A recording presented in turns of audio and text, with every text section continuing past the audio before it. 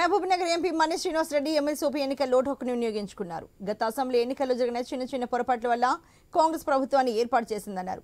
ప్రస్తుతం జరుగుతున్న ఉప ఎన్నికలతో పాటు వచ్చే పార్లమెంట్ ఎన్నికల్లో బీఆర్ఎస్ సత్తా చాటుతుందని విశ్వాసాన్ని వ్యక్తం చేశారు. రాబోయే రోజుల్లో బీఆర్ఎస్ ప్రభుత్వాన్ని ఏర్పాటు చేస్తుందన్నారు.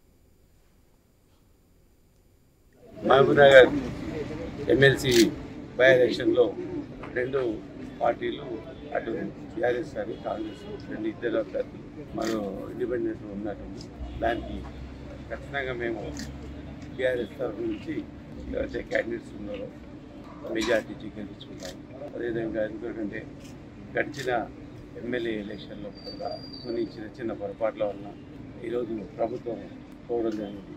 అదేవిధంగా మళ్ళీ నెక్స్ట్ ఏదైతే మరి ఎంపీ ఎలక్షన్లు వస్తున్నాయి ఖచ్చితంగా మేము ప్రజల్లోకి వెళ్ళి ఏదైతే గతంలో కేసీఆర్ గారి యొక్క ప్రభుత్వం ఏ విధంగా చేసింది మళ్ళీ నిలదొక్కుకోవడానికి ఈ ఎంపీ ఎలక్షన్ మాకు రెఫరెండంగా ఉంది. ఖచ్చితంగా ఈ ఎలక్షన్లో ఖచ్చితంగా పోరాడి మేము విజయం సాధిస్తామని చెప్తున్నాం. ఈరోజు